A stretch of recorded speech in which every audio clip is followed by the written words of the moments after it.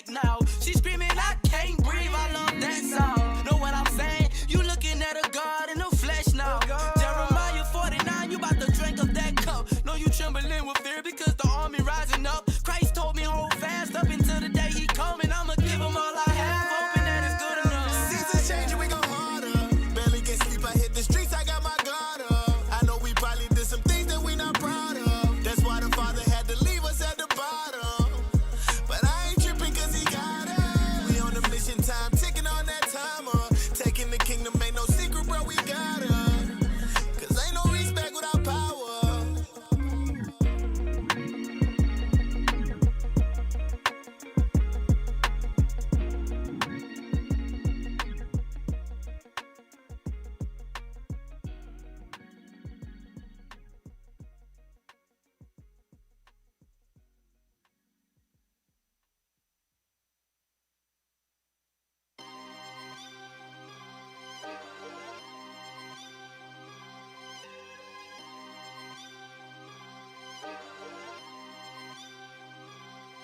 We be waking up the tribes and it started on the south side.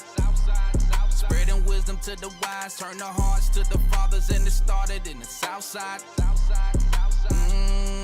Raising the tents of Judah first, and you know we on the south side. I see the fear in they eyes, Levi and Benji on my right side.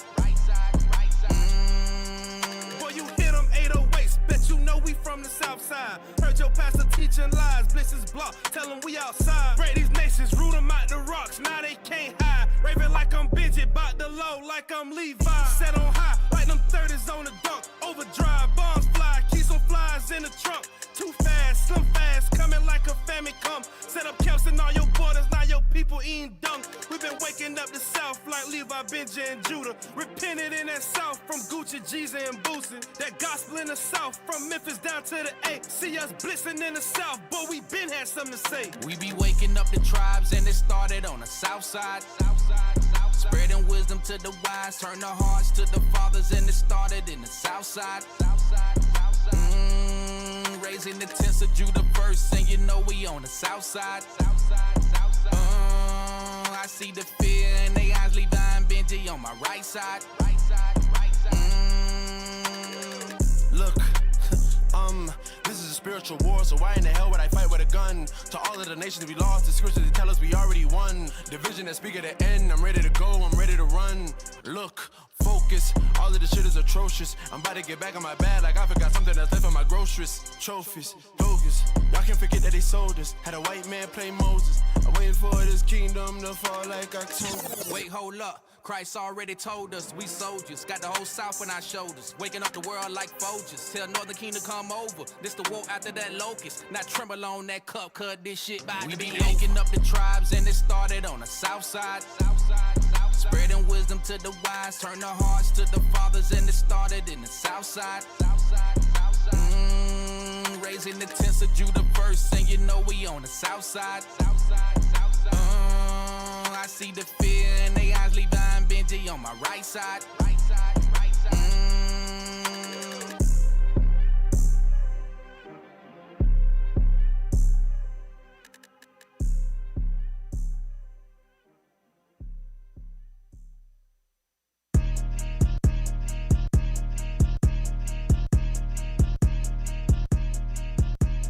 Word got me hypnotized, prophesying every day.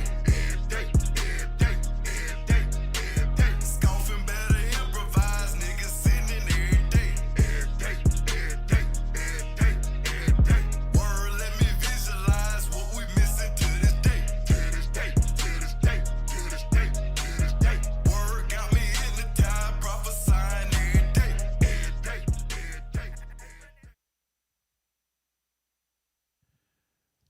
Let's rise and face Jerusalem.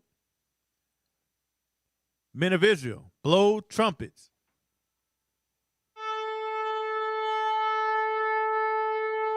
Trumpets down. The book of Psalms, chapter 75. Unto thee, O God, do we give thanks. Unto thee do we give thanks. For that thy name is near, thy wondrous works declare. When I shall receive the congregation, I will judge uprightly.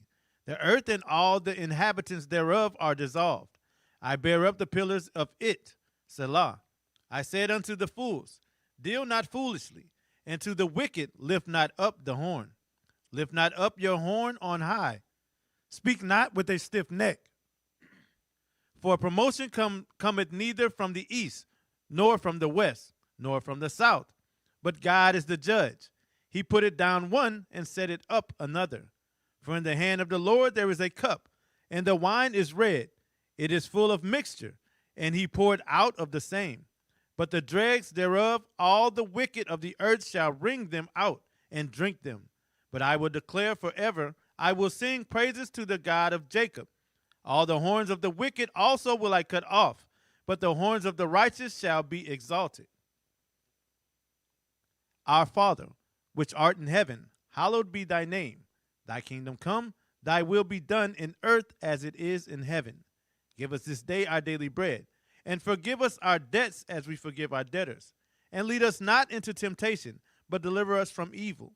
For thine is the kingdom, and the power, and the glory forever. Amen.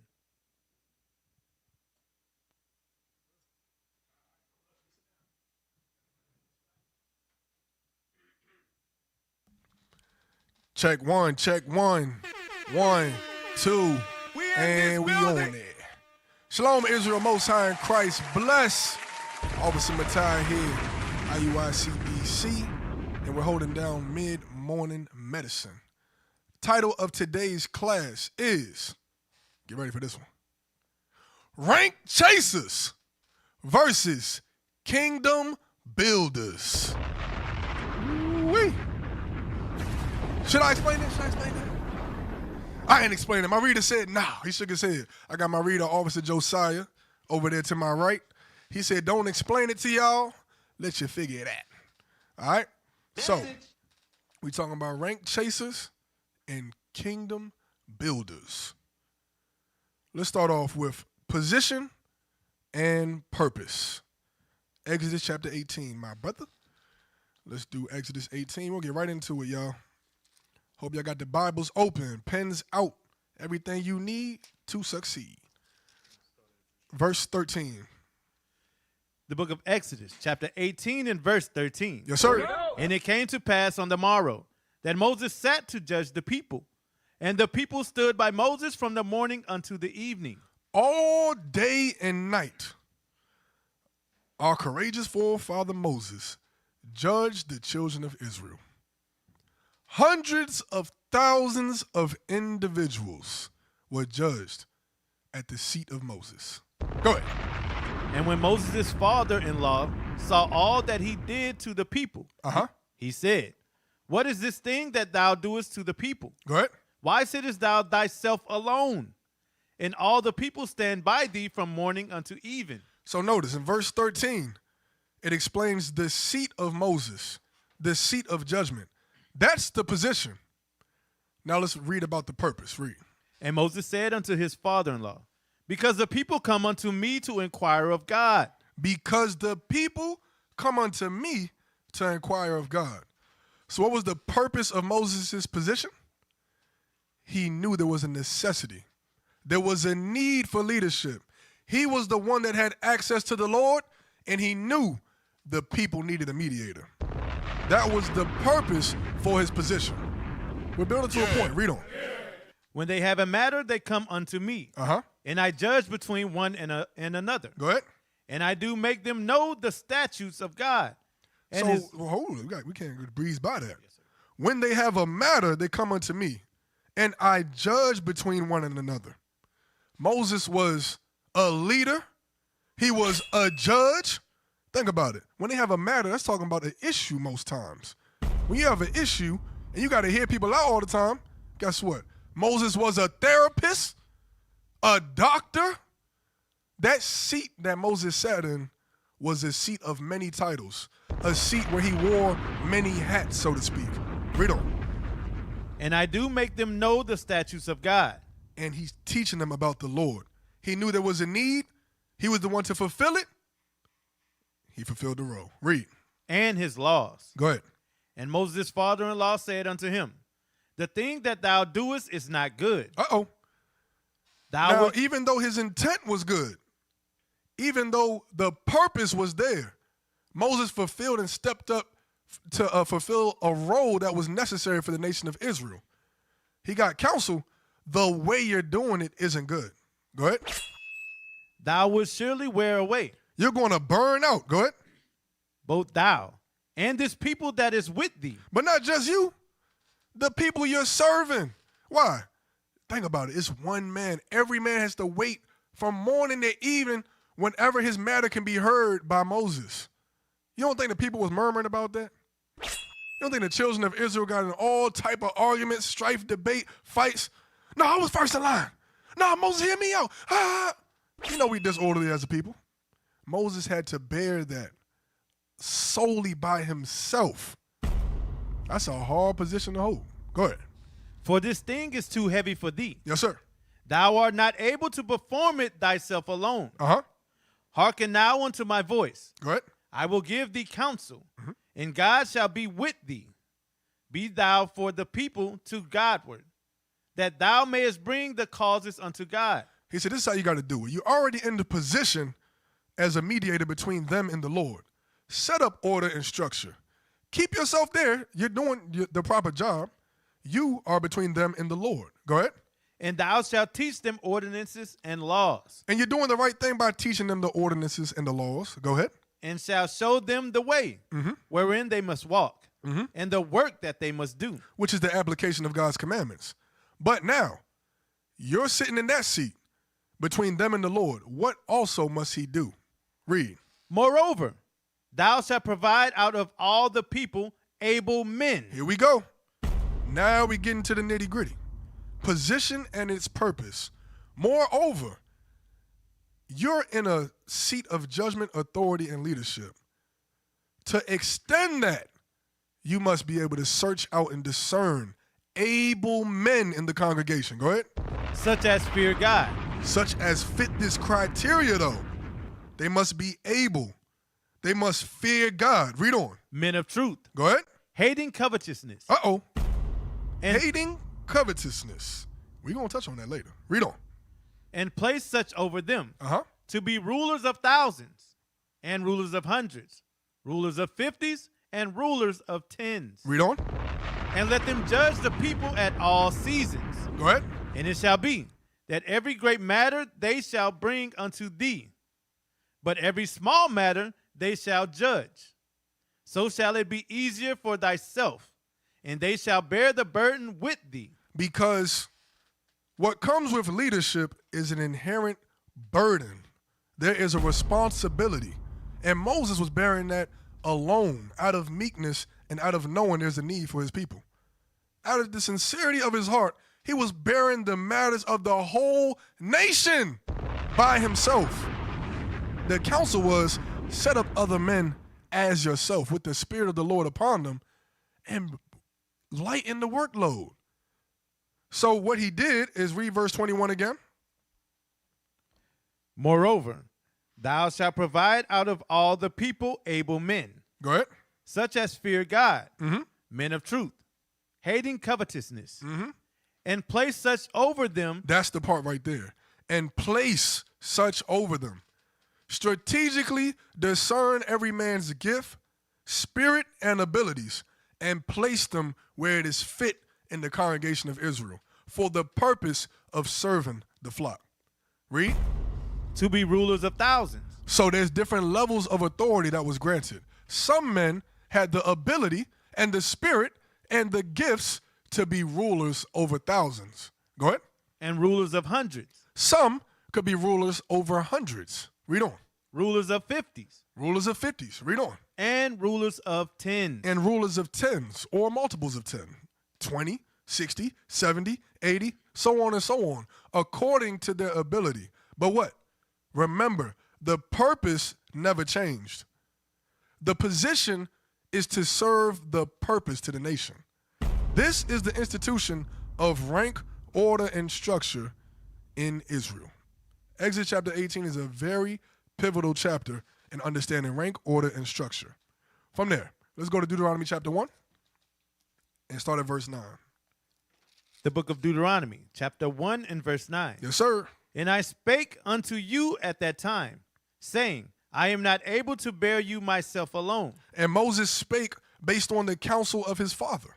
His father-in-law told him, you're not going to be able to do this alone. And he knew he would burn out. He knew it was good counsel, so he applied it. Read on. The Lord your God had multiplied you. And behold, ye are this day as the stars of heaven for multitude. Read.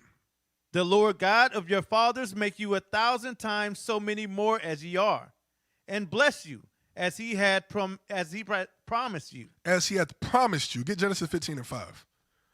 We want to put this into perspective for you. He said he's multiplied you. You are this day as the stars of heaven for multitude. Can you imagine one man having to deal with all that himself? Put it into perspective. Watch this. Genesis 15. The book of Genesis, chapter 15 and verse 5. Yes, sir. And he brought him forth abroad and said, Look now toward heaven and tell the stars, if thou be able to number them. And he said unto him, So shall thy seed be. He said, look now towards the stars in heaven and see, because it's not possible, can you number them? The answer is no. There's an innumerable multitude. These stars represent the children of Israel. Each one of those innumerable thousands, millions of stars, guess what? Comes with a family. And guess what them families come with? Individuals that have individual issues. Each one of them stars have their own 99 problems. Their wife does. Their children do. And guess what? Moses was bearing that alone. That was the weight of the position of leadership he was set in. Go back to Deuteronomy 1. I hope that's set into perspective for you. Moses bared that alone. Go back to verse 12. The book of Deuteronomy, chapter 1 and verse 12. How can I myself alone bear your cumbrance? He says, how can I bear your cumbrance? IT, first task of the day. Gets the definition of cumbrance. Read on. How can I myself alone bear your cumbrance and your burden? How can I bear your cumbrance and your burden? Read on. And your strife. And your strife. Every Negro comes with his own issues, but guess what? Negroes cause issues with others. And yeah, I got to call them that because the children of Israel have been operating as Negroes for a long, long, long time. In Egypt, they became Negroes, just like in Egypt today. We have become Negroes, and we bring lots of strife. Bring a definition up. We're going back to the point of him talking about the cumbrance. Cumbrance or encumbrance refers to a burden, hindrance, or obstacle. It is anything that retards motion, slows progress, or makes a situation troublesome or difficult. Damn! Moses said, how can I bear you being an obstacle? You are a hindrance. You are an enemy of progress. You are a burden. It said you retard or slow down the motion of progress. It's hard to move forward with the nation of Israel the way we act. That's how much of a burden we were as a people, and that's how much of a burden we are today. Go back. Deuteronomy chapter 1 and verse 12 again. The book of Deuteronomy chapter 1 and verse 12.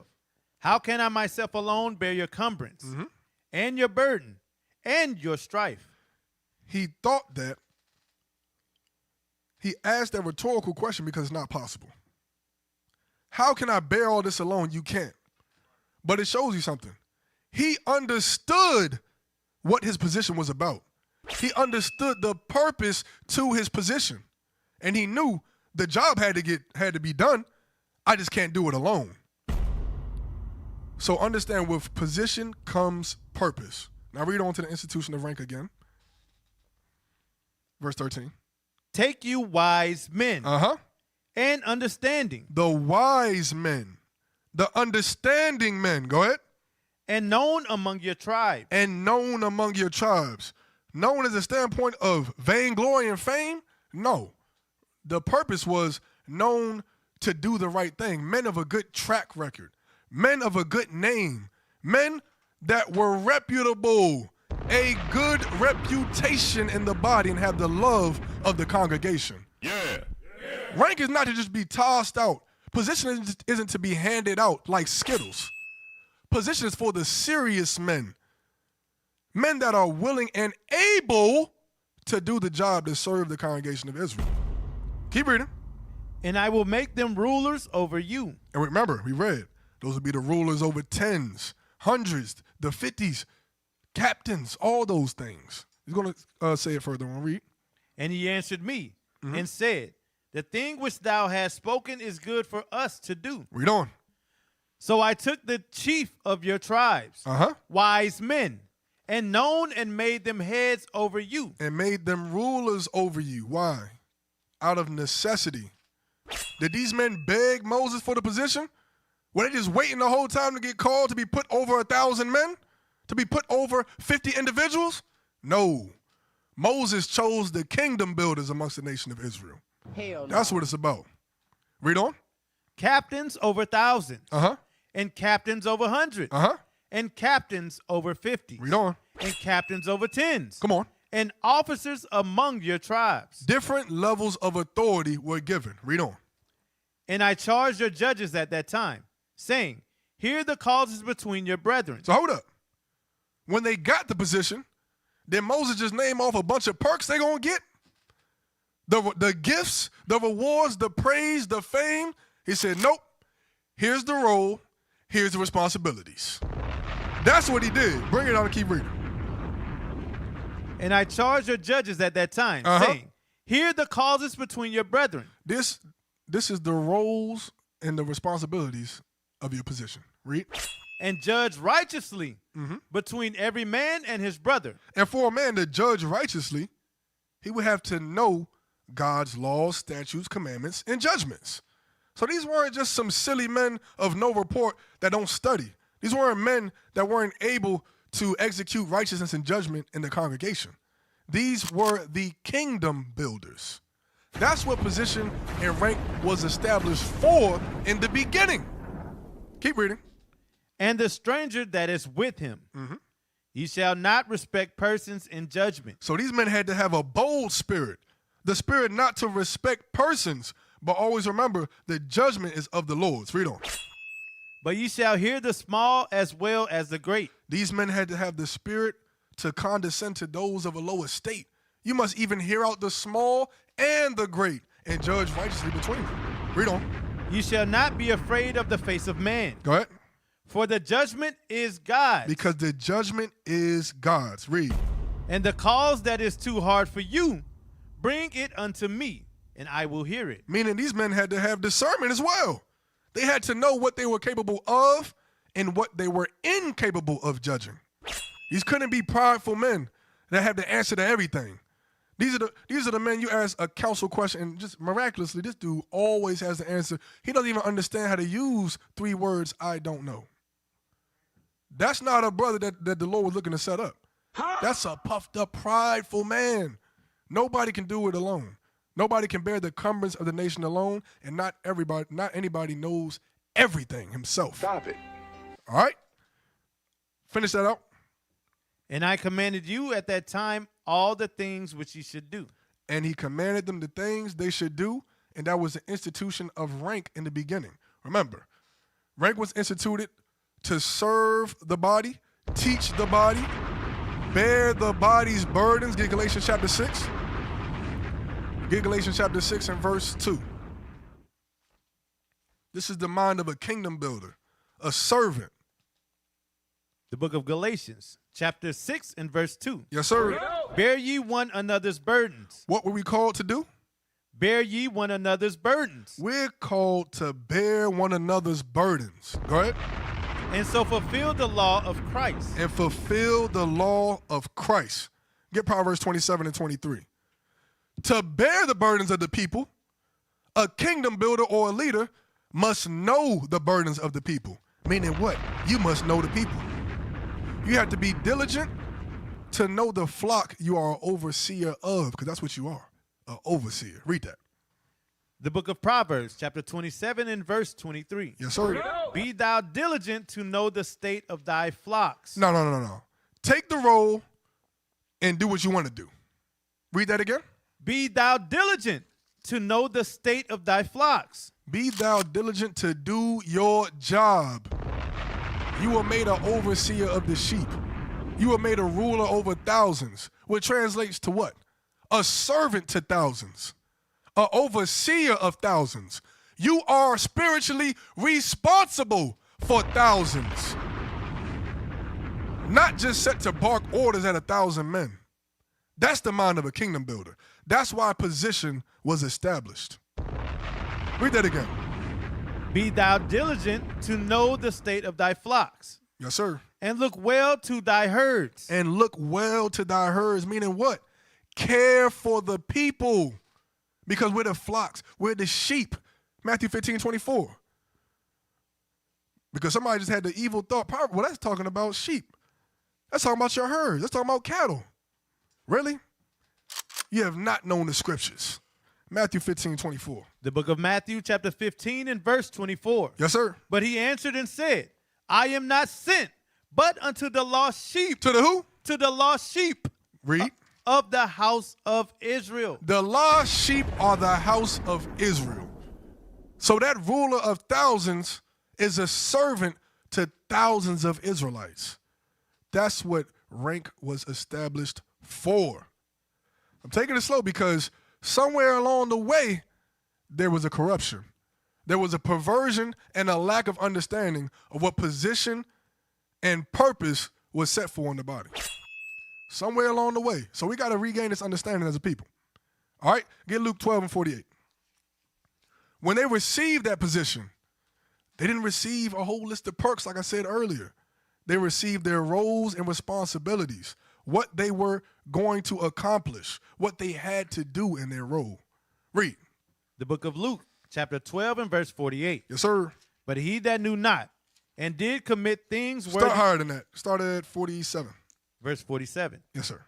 And that servant, which knew his Lord's will, and prepared not himself, neither did according to his will, shall be beaten with many stripes. So Christ is laying out a stipulation here about the servant. It said that he did not prepare himself and did not do according to God's will. He shall be beaten with many stripes. Read on.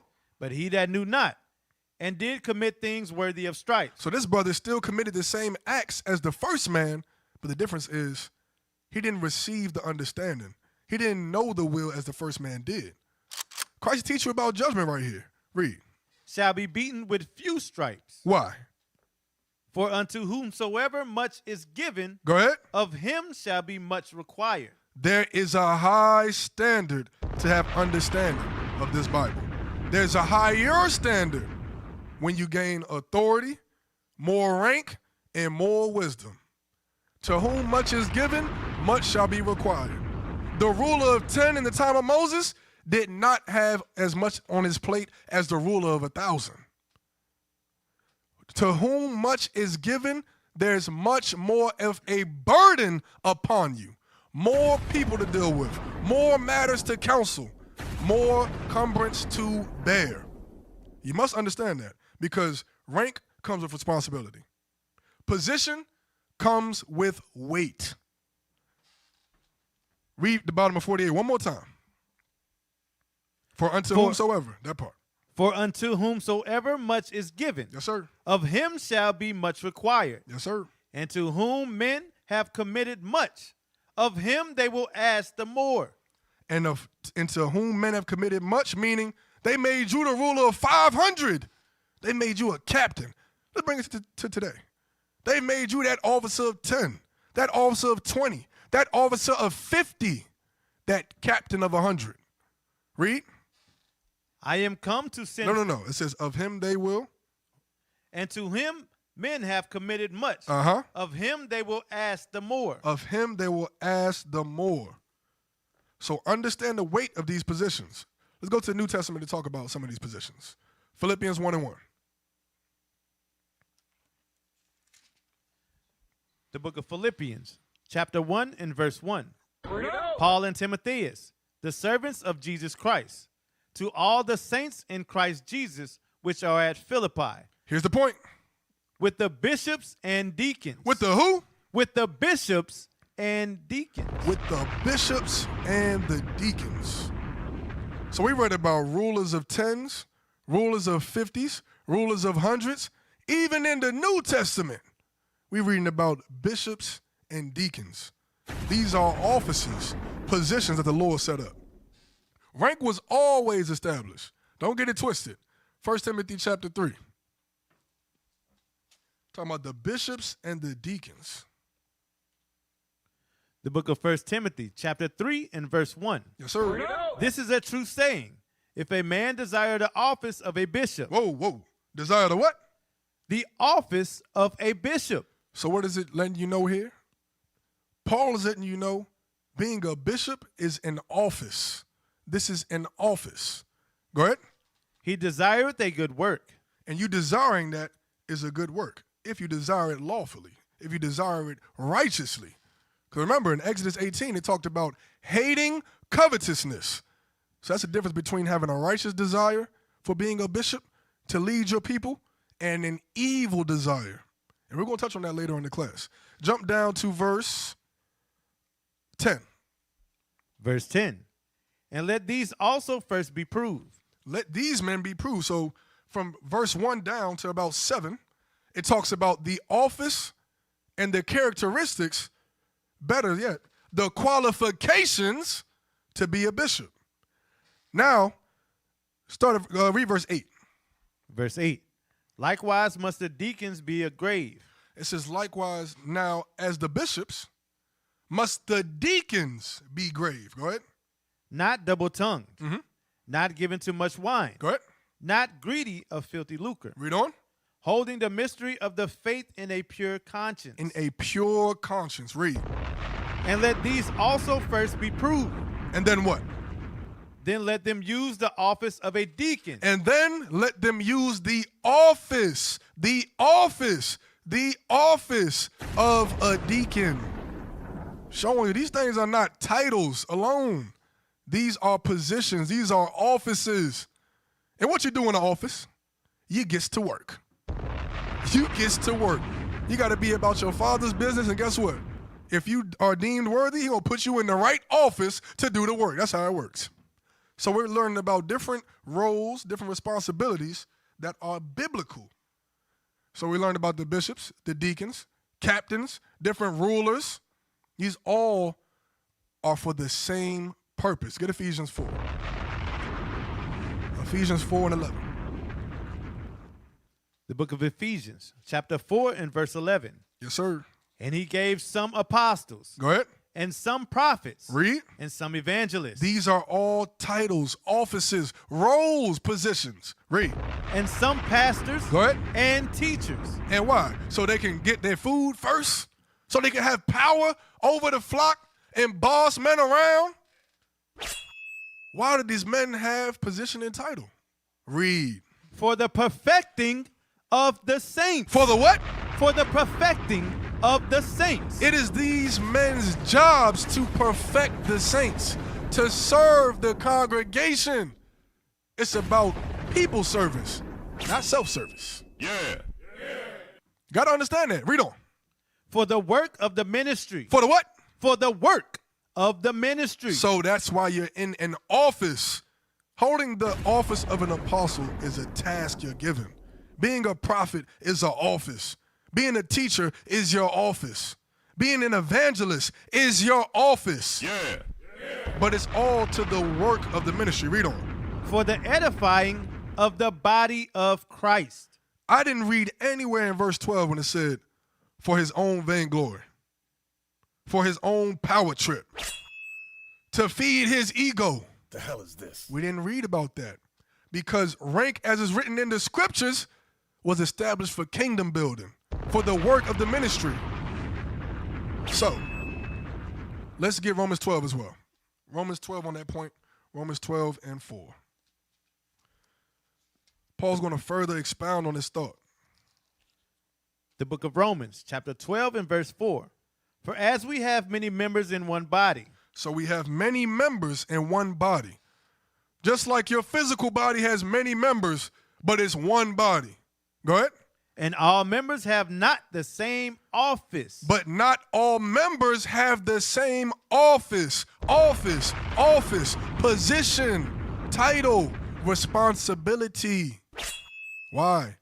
Not every man is able to bear burdens on that level yet.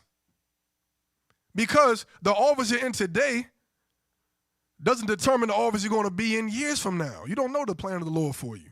This is why you have to have patience and faith. Follow the program. So you're understanding we're set up in offices. Read. So we, being many, are one body in Christ, Go ahead. and every one members one of another, Read on. having them gifts differing according to the grace that is given to us. That's an important note right there. Because what will determine your office? The spirit the Lord put on you. The gifts the Lord gave you. Every man differs in gifts. Some men are multiple roles. Some men are only this. That's okay. That's okay. That's the purpose of the position. Read. Whether prophecy, Uh-huh. let us prophesy according to the portion of faith. The proportion of faith. Because we were all given a proportion of faith. That's one of the gifts. Get that in Wisdom of Solomon, chapter 3. Get Wisdom of Solomon 3 and 14 real quick. The scriptures talk about differing gifts. And it said you have to prophesy according to your proportion of faith. Let's talk about that faith as that gift. Read that. The book of Wisdom of Solomon, chapter 3 and verse 14. Yes, sir. And blessed is the eunuch, which with his hands hath wrought no iniquity, Uh-huh. nor imagined wicked things against God. Here's the point. Go ahead. For unto him shall be given the special gift of faith. The special what? The special gift of faith. The scriptures are letting you know that faith is a special gift. Yeah. Some men have the gift to prophesy, the gift to teach, the gift of understanding, the gift to be an apostle. He can be sent forth. He can stand in that office. Every man has a different gift. But the gift of faith, that's a special gift right there. That's a special gift. All right? Let's give some examples. 1 Corinthians 14 and 33. We want to show you how God works in the congregation. The book of 1 Corinthians, chapter 14 and verse 33. Yes, sir. For God is not the author of confusion. God is not about confusion. So if God's not about confusion, what is he about? Finish it out. But of peace, as in all churches of the saints. And with that, jump to verse 40. He's going to explain. Verse 40. Let all things be done decently and in order. So one of the purposes of the Lord in the congregation is to get rid of confusion, to order the congregation. How does God accomplish that? Titus 1 and 5 is an example. The book of Titus, chapter 1 and verse 5. For this cause I left thee in Crete, Go ahead. that thou shouldest set in order the things that are wanting. That you should do what? In that thou shouldest set in order the things that are wanting. This leader was set up in Crete to set order, to order the things that are wanting. God wants order in the congregation. One way to fulfill that and accomplish that is to set up men to order the congregation. Read. And ordain elders in every city, Go ahead. as I had appointed thee. Because Titus set up leaders in Israel. That was his office. Why are we going through all these things? Because you must understand every position comes with a purpose. God works through men in the congregation to fulfill his vision. He worked through Moses, and when it became too much to bear for Moses, he set up elders behind him. God's doing the same today. This is the purpose of rank, order, position. The bishops, the deacons, captains, officers. It's for the work of the ministry. Luke chapter 1. So God works through his servants. We're going to show you here, God speaks through his servants. Verse 70. The book of Luke, chapter 1 and verse 7. And they had no child. No. Luke 1 and 70. 70. The book of Luke, chapter 1 and verse 70. As he spake by the mouth of his holy prophets. How did God speak to the people? By the mouth of his holy prophets. Read on. Which have been since the world began. Because it's always been. Remember, God said he's going to restore the judges as at the first. The prophets have always been. Rank and order have always been. Position and purpose have always been for the establishment of God's vision. From there, Luke 10:16. I'm going to give you an example of how that plays out in the congregation today. God wants order. He sets order through leaders. God wants to speak to his people. He speaks through his servants, the prophets. Go ahead. The book of Luke, chapter 10 and verse 16. Let me give you an example. Read. He that heareth you, heareth me. Uh-huh. And he that despiseth you, despiseth me. He that hears who God has set up, hears the Lord. Why? Because God is in charge. God set up the leaders over you. So you must hear them, because in doing so, you're hearing the Lord. Read. And he that despiseth me, despiseth him that sent me. Whoa. But if you despise the leaders, you despise the prophets that God sent, you don't understand. You despising God. You're carnal. You're looking at the man giving you the message and not who sent the message in the first place. The message is from the Lord. That's the importance of rank and structure. That's the importance of Hebrews 13:17. Get that? The book of Hebrews, chapter 13 and verse 17. Yes, sir. Obey them that have the rule over you. Why? Because God gave them the rule over you. God set them over the congregation. So obey them because you have to obey God. That's the point. Read. And submit yourselves, for they watch for your souls. Because they're in that position to serve a purpose. They're watching for your souls. They're watching for our souls. Read. As they that must give account, that they may do it with joy, and not with grief. And not with grief, because they must give an account.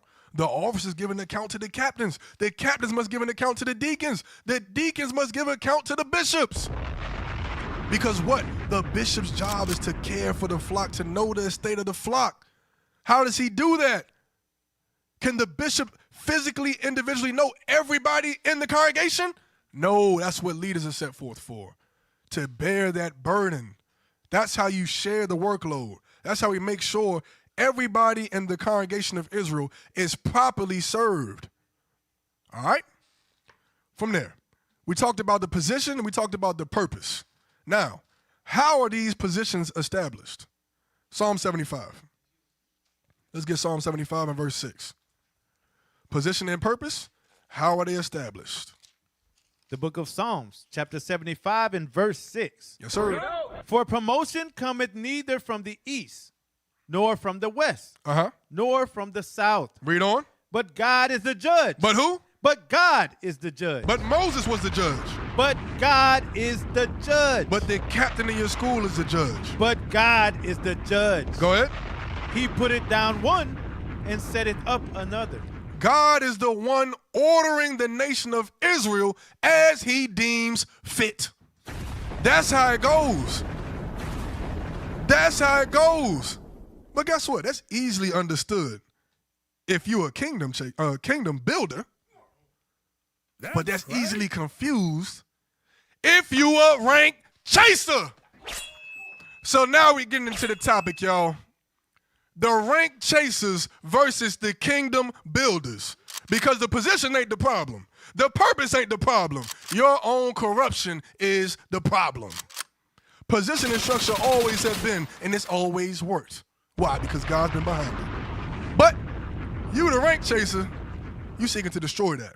So we're going to seek to destroy that spirit today in today's class. Let's get into some rank chasers. Romans 15 and 4. Talking about the rank chasers. Don't put the pen down now. Romans 15 and 4. Let's roll. The book of Romans, chapter 15 and verse 4. Yes, sir. For whatsoever things were written aforetime were written for our learning. What does that mean? What was written from Genesis to Revelation, we have to look to see what to do and what not to do. Pull that definition up real quick. So what we're trying to do is avoid the spirit of being a rank chaser. In the world, they call you a clout chaser. You a clout chaser.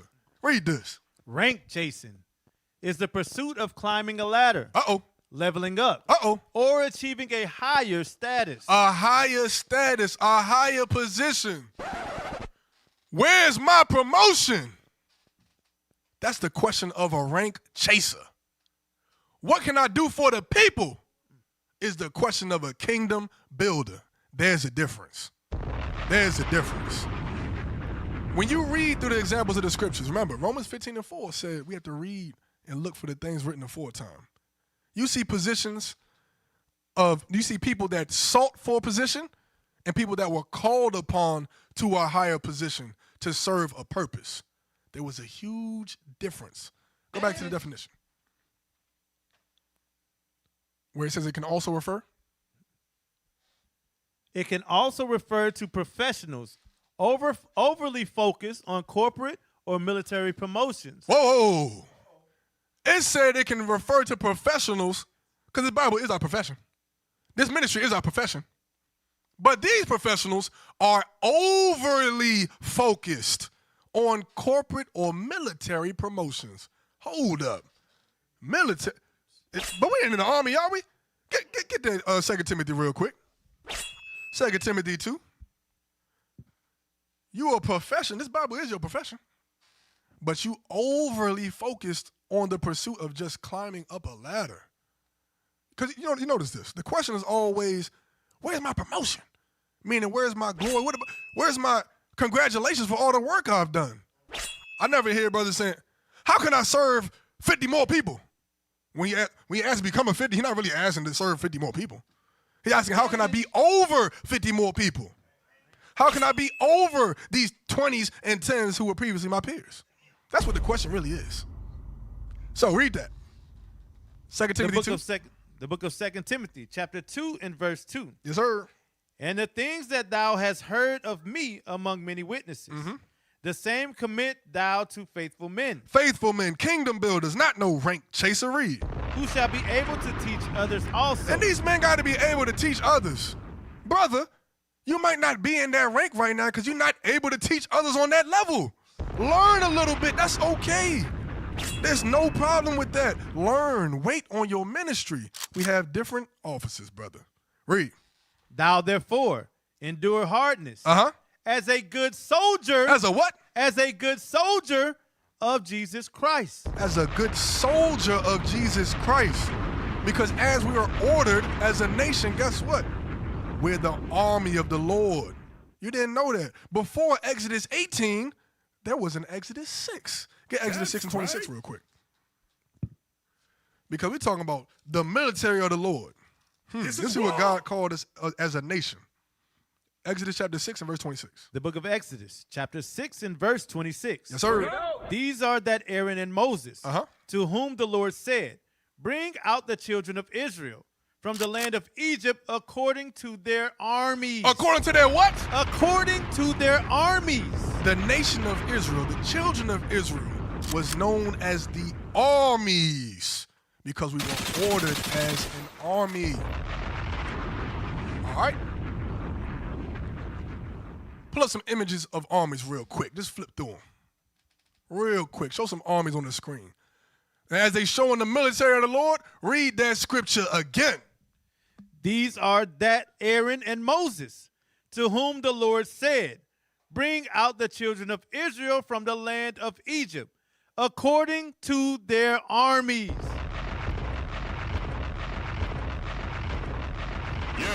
These are that Aaron and Moses, to whom the Lord said, bring out the children of Israel from the land of Egypt according to their armies.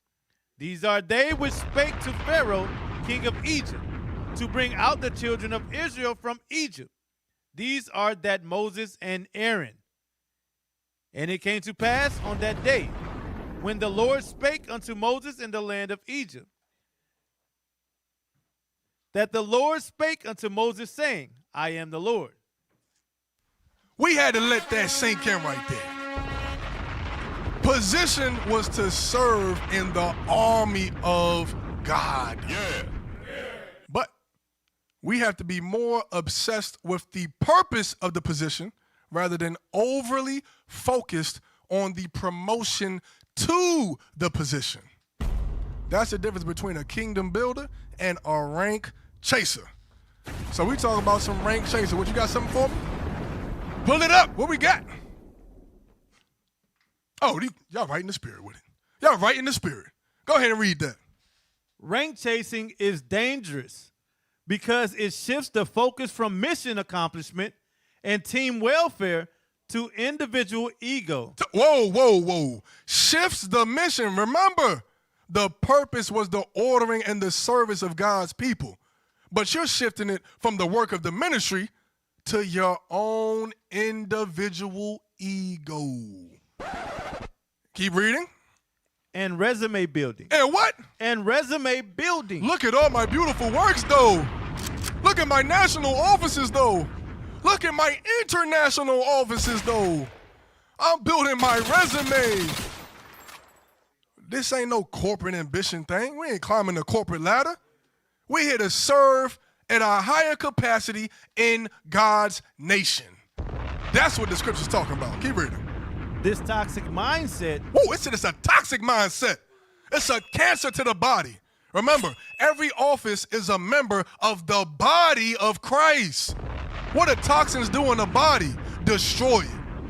This toxic mindset will destroy the nation of Israel if we don't destroy that mindset. Go back to the definition. We ain't done yet.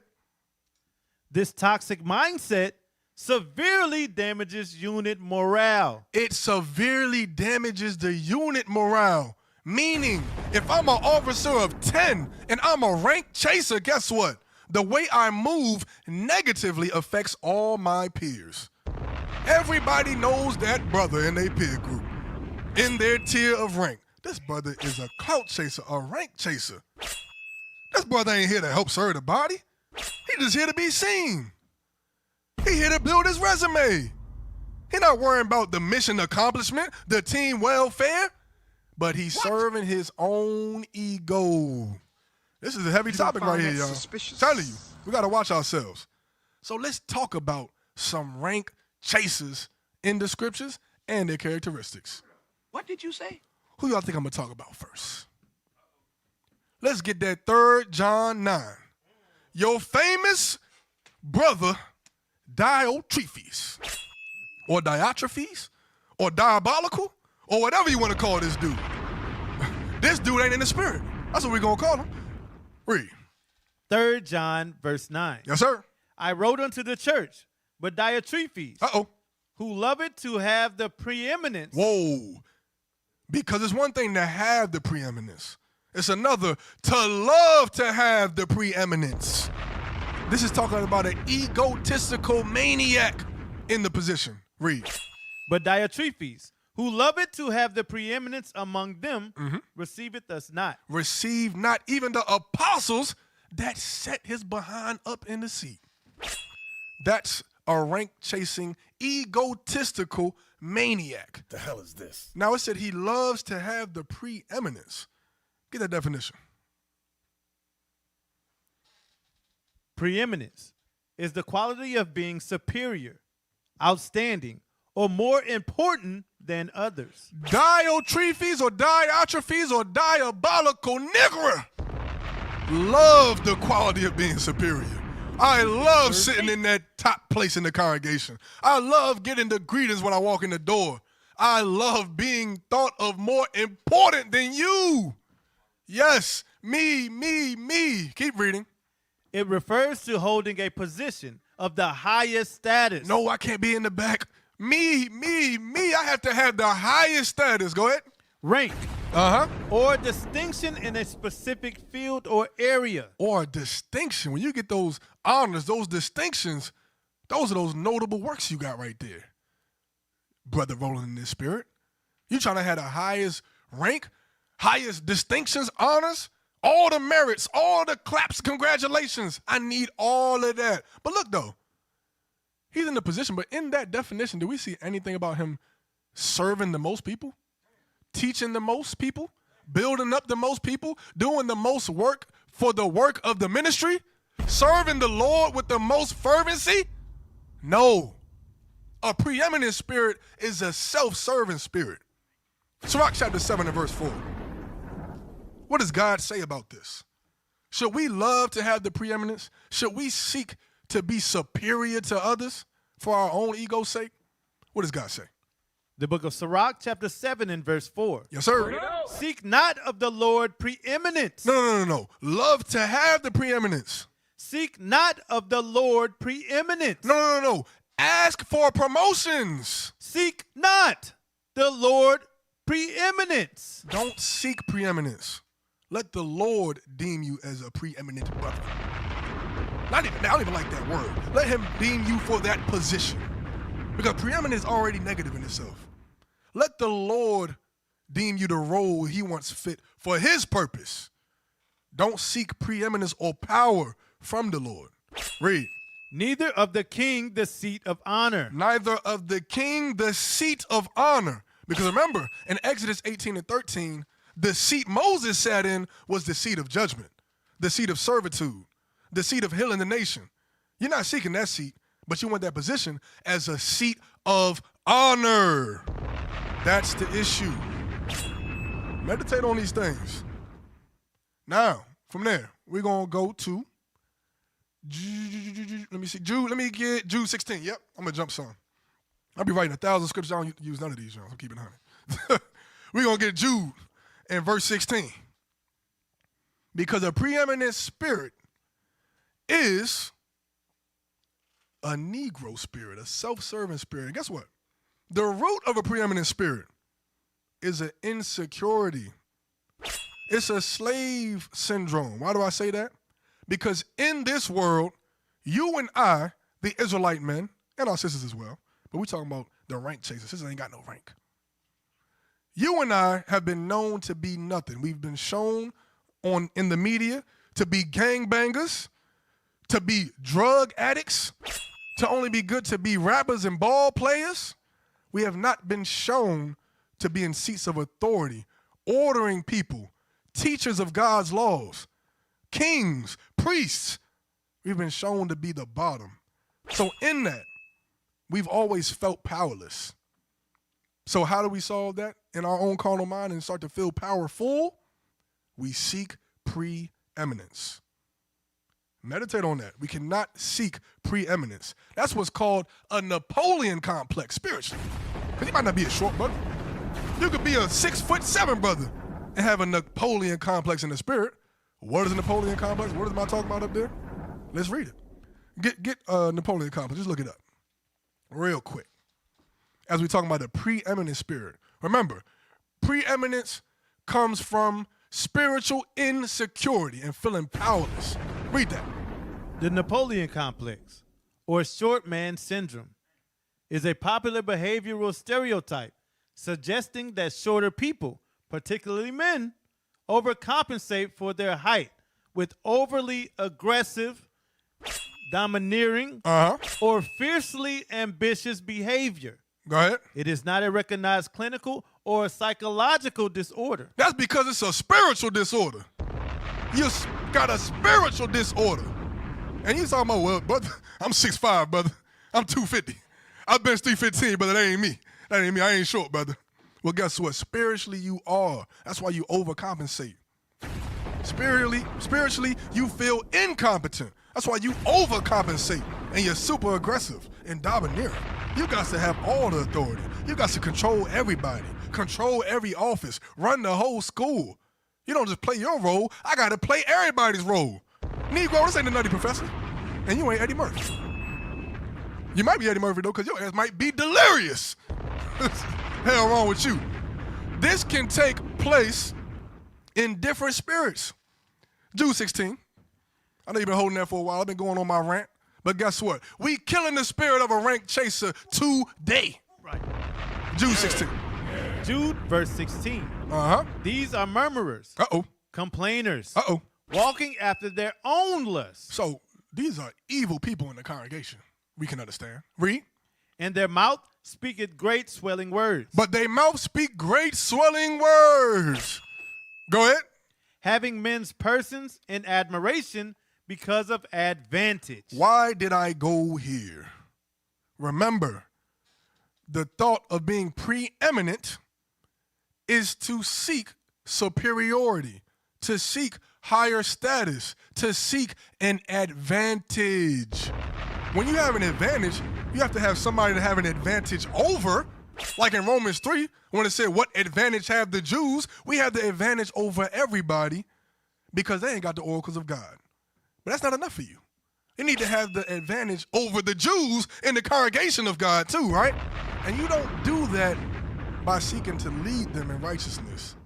You have men's persons in admiration for advantage. Why am I touching on that? You can tell a preeminent brother, AKA a rank chaser in the congregation, because he's going to try to befriend leadership. Not to learn, but to put them in his pocket so he can try to get advantage. If I get close to the captain of the school, he like me, and I call him every day, he going to promote me. He going to promote me. If I give him all these gifts, bribes, he going to promote me. You seek an advantage. That's wicked. That's evil. All right? With that, how else can you spot them? 1 Thessalonians 2:5. Because remember, all ties back. What were the characteristics of leaders?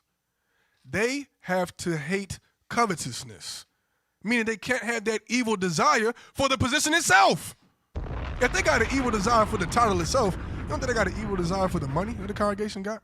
For the women in the congregation? For everything else that's able to be desired in his wicked flesh? If a man can't control his lust for power, what lust can he control? You tell me, because I don't know. Read that. The book of 1 Thessalonians, chapter 2 and verse 5. For neither at any time use we flattering words. Use what? Flattering words. While he's trying to befriend leadership, he's approaching to get that person's admiration for advantage, he gonna bring the flattery. Go ahead. As ye know, nor a cloak of covetousness. Nor a what? Nor a cloak of covetousness. Flattery is a cloak of covetousness.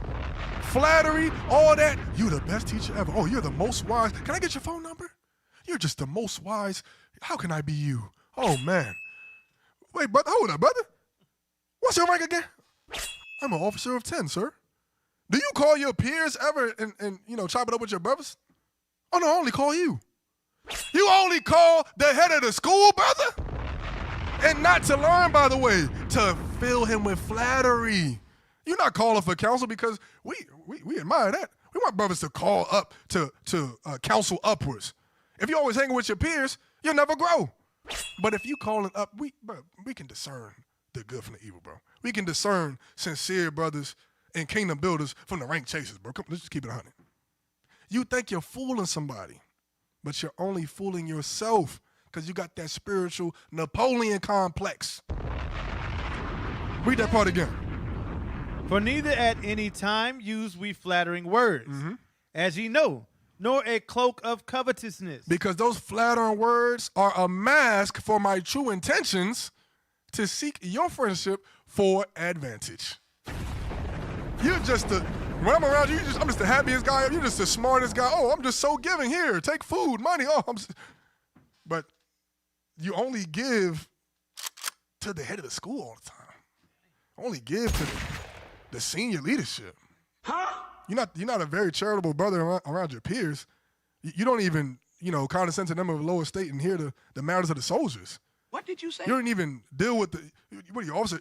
You don't deal with the 10 men and their families you're put over. But you asking the leader for a promotion. What is wrong with you? Napoleon complex. The hell is this? Seeking the preeminence.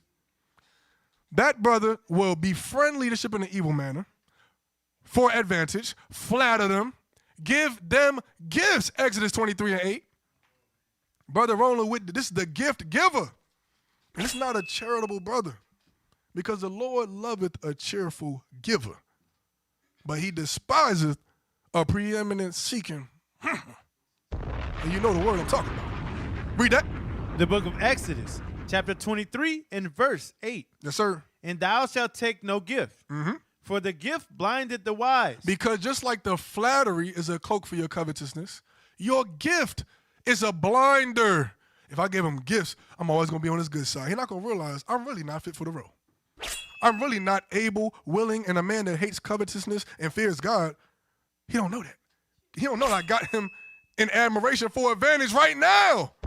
Because I just cook so good. Because I got so many gifts for you.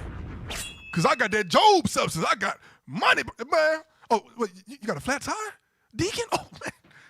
Ooh. Oh, your glass, the windshield's cracked? Safe flight repair. Brother, he got all type of access. He just the most helpful brother in the world.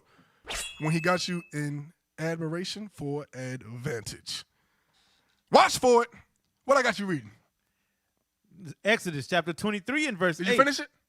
And thou shalt take no gift, for the gift blinded the wise. It's a blinder. It's a cloak of covetousness too. Go ahead. And perverted the words of the righteous. And it's to pervert the words of the righteous. When they get that report on you, they can't say, well, this brother really don't do much now that I think about it. They're going to say, man, that brother's a good brother. I love that brother. Because you're trying to succeed to pervert the words of the righteous. That's why we got to follow behind our leadership, y'all. Hebrews 13:17. I love the way Elder Lobby said it. He said, you gonna bring me that drink? You talking about pulling up a bottle of Henny? Now the judgment gonna shift? Anything can happen? Nope. I'm gonna drink the drink while I judge your simple behind. I love that right there. I love that right there. Because a rank chaser think they gonna do something with that. Drinks, gifts, and flatter? Come on, brother. Why not just do the work sincerely? How about that? How about do what the position was made for? How about that? How about serve the flock of God that you were made an overseer of?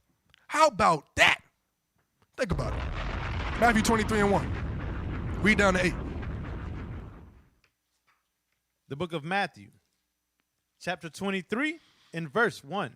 The Pharisees were the kings of the Napoleon complex in the time of Christ. I'll explain. Read.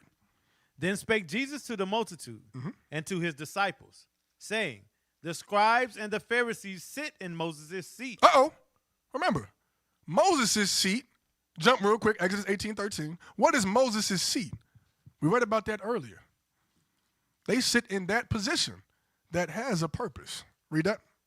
The book of Exodus, chapter 18 and verse 13. Yes, sir. And it came to pass on the morrow that Moses sat to judge the people. Moses sat in what? A seat. So the seat of Moses was the seat of judgment over the nation of Israel. Go back to Matthew 23.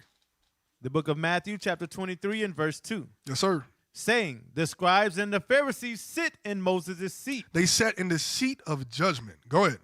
All therefore whatsoever they bid you observe. Do what they say. Go ahead. That observe and do. But do not ye after their works. Why? Read. For they say and do not. Because they're hypocritical. They sound good. They speak very well to be seen. Everything they bring out just flows so perfect. But their works show otherwise. That's why you have to know a tree by his fruits. Read. For they bind heavy burdens. Whoa. Weren't they supposed to be in Moses' seat to bear the burdens of the congregation? These rank chasers, these betas, these beta males, they were in the seat binding heavy burdens. Go ahead, and grievous to be borne, it says. Read. For they bind heavy burdens and grievous to be borne. They don't bear the burdens. They don't serve the people. They bark orders and drop burdens on the people. Read. And lay them on men's shoulders. Go ahead. But they themselves will not move them with one of their fingers. Because they do not follow the purpose of the position. They sitting there for their own ego and to have a title. Full of insecurity. The kings of the Napoleon complex. Read on. But all their works they do for to be seen of men. Read that again. But all their works they do for to be seen of men. All their works that they do accomplish are just to be seen of men. So no, your works alone don't show what type of brother you are. Because you could be doing your works to be seen of men.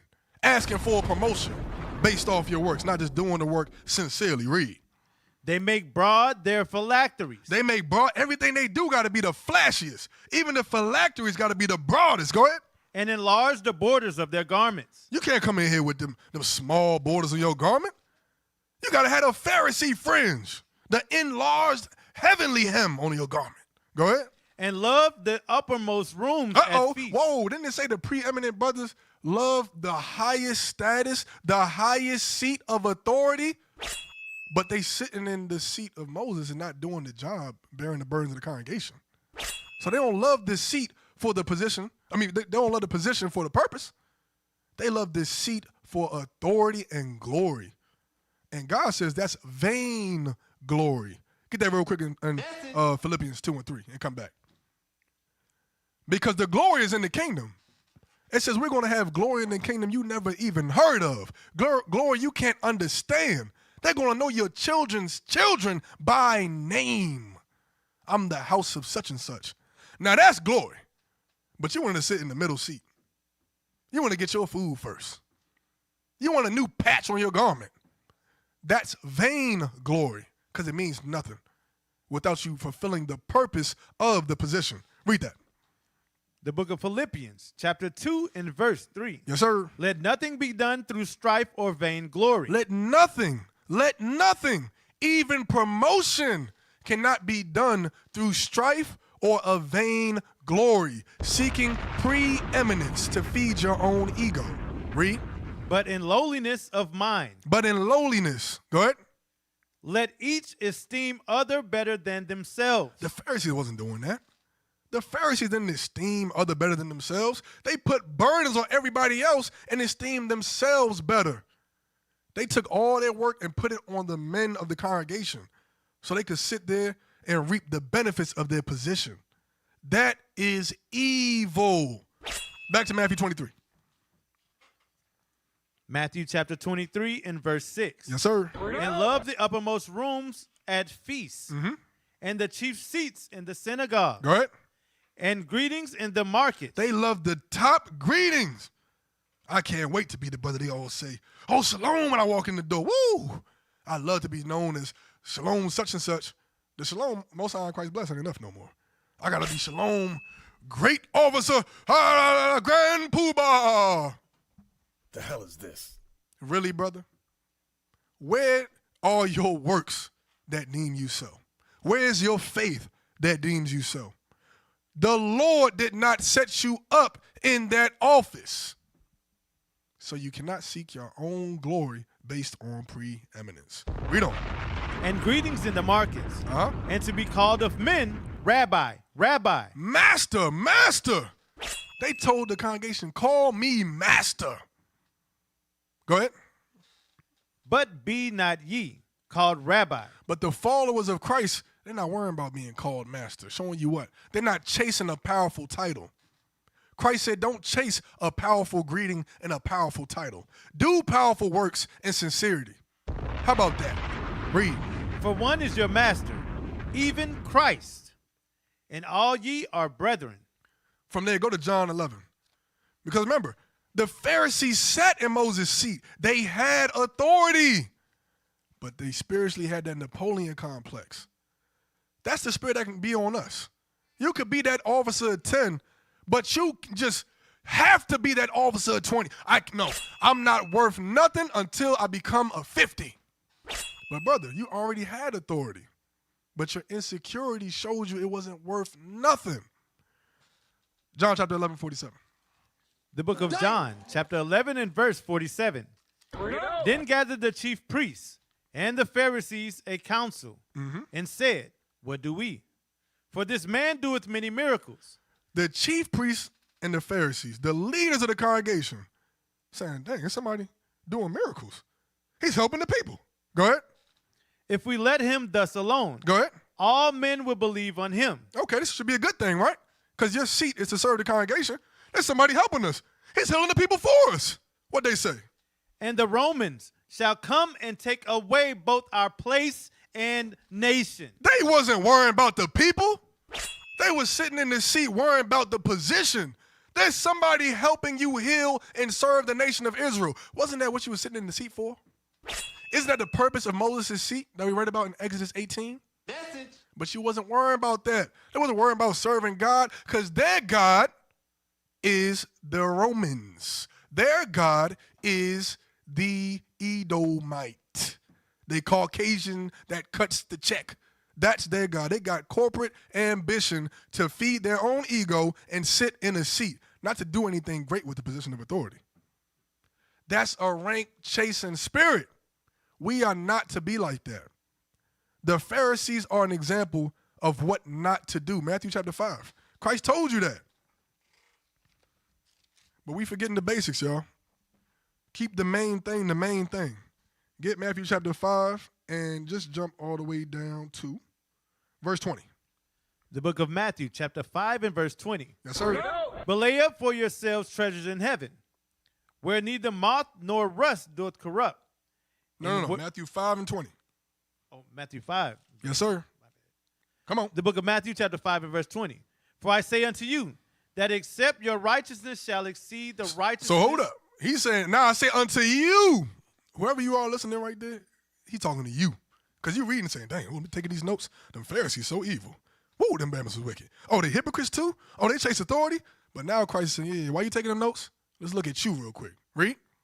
For I say unto you, that except your righteousness shall exceed the righteousness of the scribes and Pharisees, ye shall in no case enter into the kingdom of heaven. Since you want to talk so big and bad about the Pharisees, except your works exceed their righteousness, you ain't getting the kingdom either.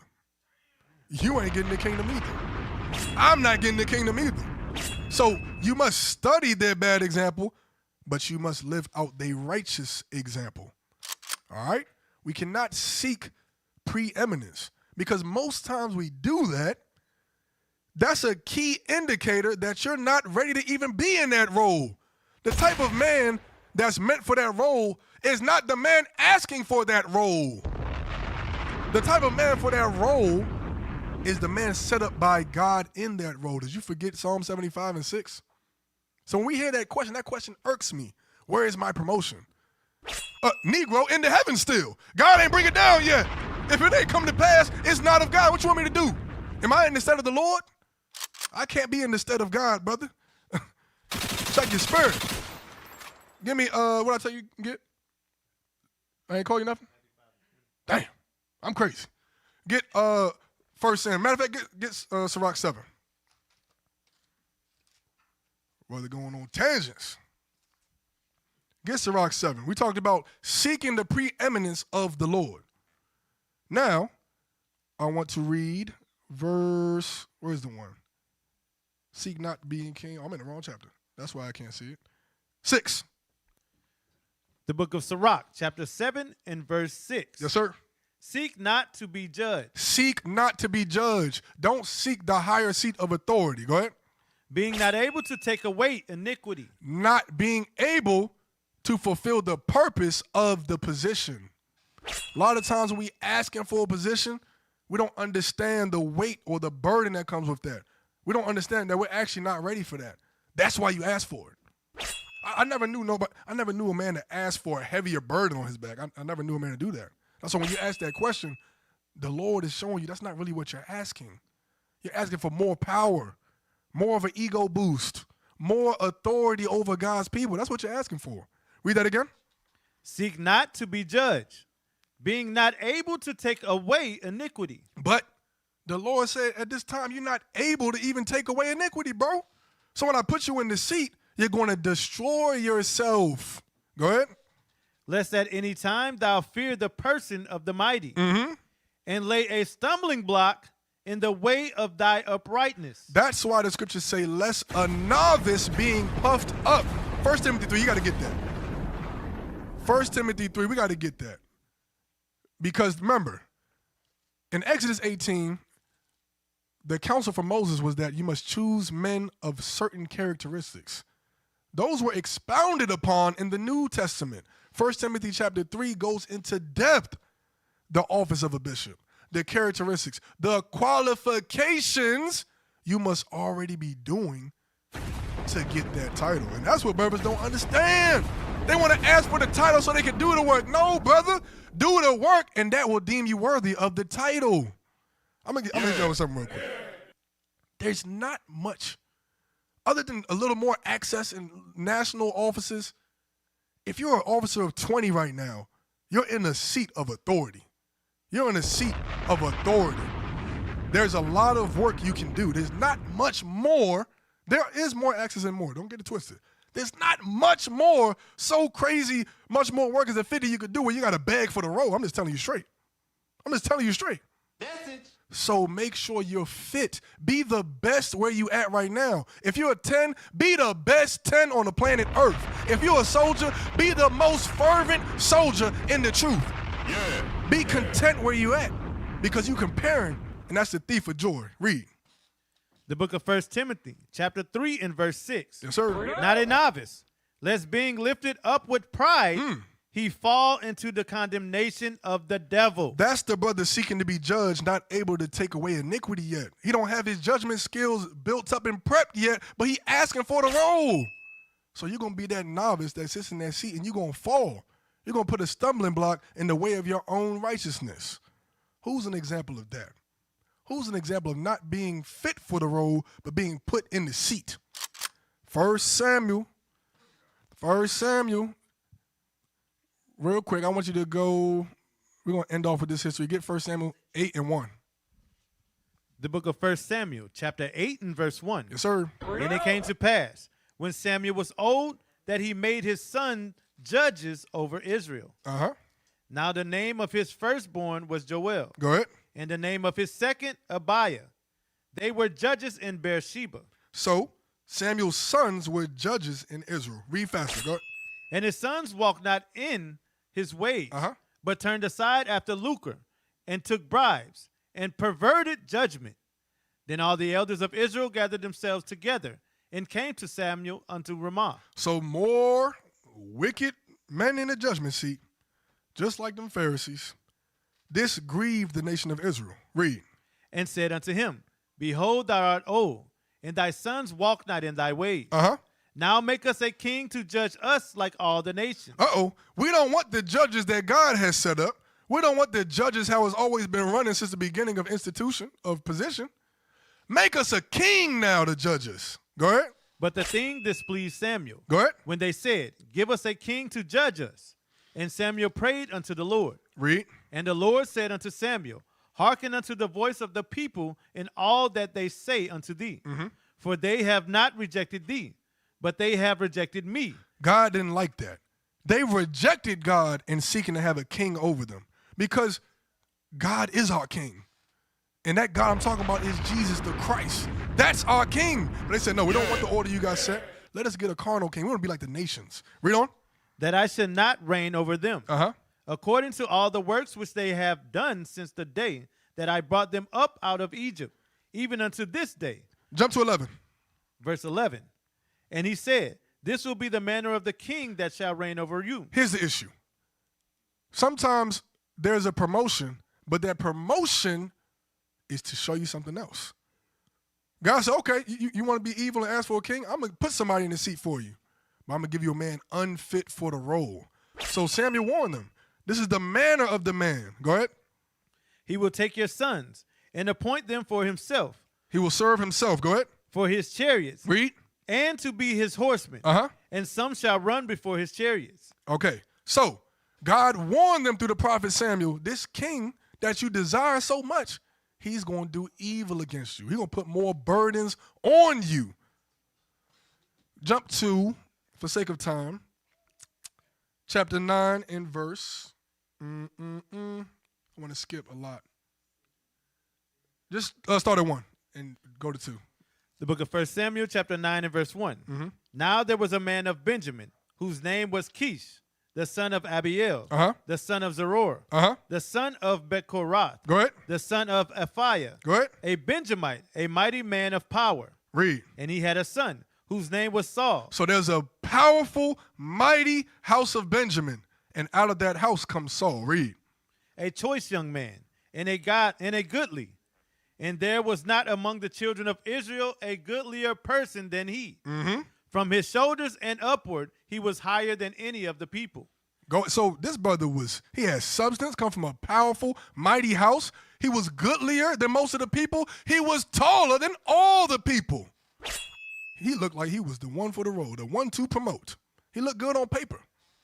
Go ahead. And the asses of Kish saw. Jump to verse 15. Verse 15. Now the Lord had told Samuel in his ear a day before Saul came, saying, tomorrow about this time I will send thee a man out of the land of Benjamin, and thou shalt anoint him to be captain over my people Israel. So you're going to promote this good brother because he looked the part, but don't forget, it was already prophesied he would be unfit for the role. The manner of the king would be evil, but he looked the part, looked good. The brother looked, doing all the works, brother garment on point. He always going to camp. This brother's spirit not right, though. Go ahead. Jump to 22. Jump to 21. Verse 21. And Saul answered and said, am not I a Benjamite, of the smallest of the tribes of Israel? Go ahead. And my family the least of all the families of the tribe of Benjamin. But hold up. In verse 1, didn't God say he came from a mighty house of Benjamin? Wasn't he a choice and goodly young man? But in his own mind, he was not ready for the role. He didn't even have his own confidence and self-esteem together to fit that role that he's about to be put in. Damn. Go ahead. He was an insecure leader like the Pharisees. Read. Wherefore then speakest thou so to me? Wherefore speakest so thou to me? How could you be talking to me? I'm not the one for the job. Now, I'll give Saul one thing, though. He wasn't a rank chaser begging for the role, at least, but he was still an unfit man for the position. I'm showing you in the scriptures the detriment that could be done to the nation of Israel by putting an unfit man in a high role, high authority. If we actually give brothers all the promotions they beg for, we can't do so because that'll be against God's plan, God's mission. So Saul was insecure. So what happened based on that? As you read further on through Samuel, Saul was very disobedient. Saul, remember, the manner of the king was prophesied to be self-serving. Saul was always doing his own thing, disobeying Samuel, disobeying the Lord, not applying Hebrews 13:17. He thought he was the man because he was in the seat, but he was always insecure. So what happened with that? 1 Samuel chapter 15 and verse 1 real quick. The book of 1 Samuel chapter 15 and verse 1. Yes, sir. Samuel also said unto Saul, the Lord sent me to anoint thee to be king over his people. Read on. Over Israel. Now therefore hearken thou unto the voice of the words of the Lord. Thus said the Lord of hosts, I remember that which Amalek did to Israel, how he laid wait for him in the way when he came up from Egypt. So God's laying forth the judgment. In the king's seat, it is his responsibility to execute the judgment of the Lord. Read. Now go and smite Amalek, and utterly destroy all that they have, Go ahead. and spare them not. But slay both man and woman, infant and suckling, ox and sheep, camel and ass. The order was to destroy Amalek and all that they have. Read verse 8. Verse 8. And he took Agag, the king of the Amalekites, alive. Ho! Took him alive. The order was to destroy the Amalekites and all that they have. Direct disobedience to order. Read. And utterly destroyed all the people with the edge of the sword. Go ahead. But Saul and the people spared Agag. But Saul and the people, why? Because as the manner of the king is, so is his officers. That seat that you asking and begging to be in, however you operate in that seat is going to directly affect the men behind you. It's going to directly affect the nation of Israel. And that effect can be positive or negative. You can be a weapon of mass destruction or a weapon of mass construction in the nation of Israel because that seat has much power. But you got to understand that. Read. And the best of the sheep and of the oxen. So he kept all these things alive. What was his reasoning behind that? Because he was in this seat to execute God's judgment. But remember, he didn't spend the time to work on himself to be made ready for that role. He was thrust into the position as an insecure man. So jump to verse 24. Verse 24. Matter of fact, get verse 17 first. Got to get that. Verse 17. Yes, sir. And Samuel said, when thou wast little in thine own sight. Remember, he already called out his spiritual flaw. He was an insecure Napoleon complex leader. He's little, small man in the spirit. He was little in his own sight, low self-esteem. Read. Was thou not made the head of the tribes of Israel? When you were not able to take away iniquity, weren't you made judge? Weren't you put in the seat of the king? Go ahead. And the Lord anointed thee king over Israel. Jump to verse 24. Verse 24. And Saul said unto Samuel, I have sinned. Saul recognized that he had sinned. He had directly rebelled against all of God's commandments. But watch, it was due to his spiritual flaw. Read. For I have transgressed the commandment of the Lord and thy words. Why? Read. Because I feared the people. Because what? Because I feared the people. And what? And obeyed their voice. Back to Sirach 7-6 real quick. He feared the people and obeyed their voice, not the voice of the Lord. A judge cannot do that. A judge cannot pervert God's judgment to the left nor to the right based on the small or the great. Didn't we read that in Deuteronomy chapter 1? You cannot respect persons. You cannot fear the face of the mighty. God's judgment is God's judgment. Once you put your spin on it, you've twisted it and perverted it. That's evil. Sirach 7-6. The book of Sirach, chapter 7 and verse 6. Yes, sir. Seek not to be judged, being not able to take away iniquity, lest at any time thou fear the person of the mighty, and lay a stumbling block in the way of the uprightness. Fearing the person of the mighty and laying a stumbling block in the way of your own uprightness is destroying yourself. That's what God's saying. Because remember in James chapter 2, it says, if you have respect of persons, ye commit sin. It's a very dangerous thing to be put into a role you are not ready for. So we don't know what we're asking for when we're chasing rank. Christ told you the same thing. Christ told you the same thing in Matthew chapter 20. Let's go there. I'm going to skip a lot. There's many more examples of rank chasers. We had Jason in 2 Maccabees 4-7. He labored underhandedly for the seat of the high priest. We had, who's the captains in the Maccabees? Joseph and Azarias in 1 Maccabees chapter 5, verse 55 through 61. Read about them. They were vainglorious captains seeking a name, so they disobeyed God. There's many examples of rank chasers in the scriptures that were desirous of vain glory. But we got to understand, we don't know what we're asking for. Christ explained that, Matthew 20:20. The book of Matthew, chapter 20 and verse 20. Yes, sir. Then came to him the mother of Zebedee's children with her sons, worshiping him and desiring a certain thing of him. And he said unto her. Well, it said they asked and desired a certain thing of him. What was that desire? Go ahead. And he said unto her, what wilt thou? She said unto him, grant that these my two sons may sit, the one on thy right hand and the other on the left. So what were they seeking of Christ? They were seeking the preeminence. Didn't Sirach 7-4 say, seek not the preeminence of the Lord? That's what they did. This right here is the biblical depiction of asking for a promotion. They're asking for rank.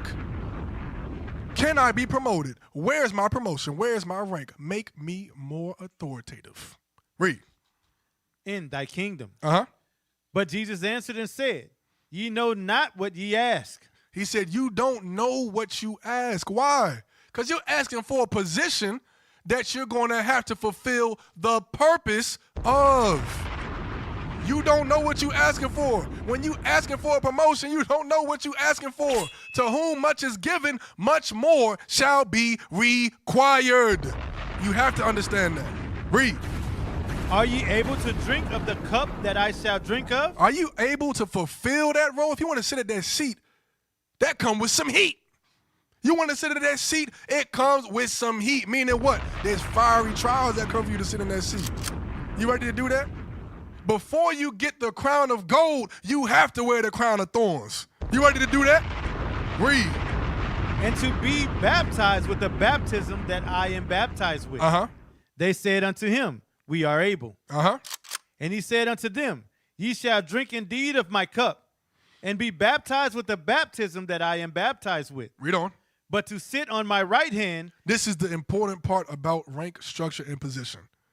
He said, although you will surely do this. Read. And on my left is not mine to give. It's not no man's to give. Christ even said it's not his to give. The power, the authority comes from one place. Read. But it shall be given to them for whom it is prepared of my Father. Showing you what? We ask for authority, we ask for rank, we ask for position, we lack understanding. Brother, it's already been written in the heavens. God already deemed it as he sees fit.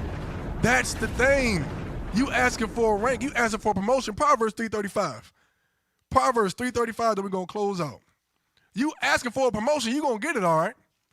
But we're all going to be an example. Some going to be an example of what to do, and some going to be what not to do. What promotion might you get? The book of Proverbs, chapter 3 and verse 35. Uh-huh. The wise shall inherit glory. The meek, those that apply, they're going to inherit glory. The glory is the kingdom. But the rank chasers, those that foolishly want glory now, read on. But shame shall be the promotion of fools. They gonna get the promotion, all right, but you gonna get that promotion of fools, that promotion of shame. Why? Because when you get in that role you begging for, you're gonna destroy yourself, thus destroying the nation of Israel. It is not to be so. It is not to be so. You gotta understand, 1 Corinthians 12. We closing it out with this. God has declared it since the beginning who's going to play what role at what time. That's right. Just wait in line, brother. Wait in line. You might not have it right now. Then it's the last time anybody ever going to get raised up ever. Sure, it might be. But then, so what? Do the work, jerk. Be sincere. Read that, 1 Corinthians 12 and 12. The book of 1 Corinthians chapter 12 and verse 12. Yes, sir. For as the body is one, and hath many members. Read. And all the members of that one body, being many, are one body. So also is Christ. We're the body of Christ, like we read in Romans 12. Read on. For by one Spirit are we all baptized into one body. Read faster, go ahead. Whether we be Jews or Gentiles, whether we be bond or free. Go ahead. And have been all made to drink into one Spirit. In the body of Christ, we're one Spirit. Northern kingdom, southern kingdom, the circumcision, the uncircumcision. Go ahead. For the body is not one member, but many. If the foot shall say, because I am not the hand, I am not of the body. If the soldier says, since I'm not the officer of 10, I'm not in the body. Go ahead. Is it therefore not of the body? Is that true? Read. And if the ear shall say, because I am not the eye, I am not of the body. If the captain shall say, I'm not the deacon, I'm not getting the kingdom, I'm not of the body, I'm not part of this ministry. Go ahead. Is it therefore not of the body? Doesn't make it true. Read. If the whole body were an eye, where were the hearing? That's the point of different offices, different positions. It's not your will, it's not my will. God's will must be done. Read. If the whole were hearing, where were the smelling? The mission will be counterfeit. The mission will be destroyed. Go ahead. But now had God set the members, every one of them, in the body. Read this again with some power right here. Read that verse. But now had God set Had who? Had God. Have who? Had God. No, the captain. Had God. The head of the school. Had God. No, me. Had God. Now hath God. Go ahead. Set the members, every one of them, in the body, as it had pleased him. As it has pleased him to accomplish his mission. Because it's God's mission, not yours. There's a lesson in everything. Even a lack of promotion is a lesson to you. It could have been a test. You could have had all the accolades. But God wanted to show you something. Watch how you act if you don't get it. Watch how you beg, leadership. Why didn't I get, where my promotion? See, you wasn't sincere ever to start with. He showed you was a rank chaser. The thing about this is a lesson in everything. Sometimes the lesson is chasing you, but you so busy chasing rank, it can't catch your ass. I'm going to say that one more time. Sometimes the lesson is chasing you, but you so running so fast chasing rank, the lesson can't catch you. Meditate on that. We got to be kingdom-minded, kingdom builders, and not rank chasers. Yeah. All right, brothers? Lesson is for you. Lesson is for me. Lesson is for we. With that, we say shalom, Most High in Christ bless. Hope you got something out of that.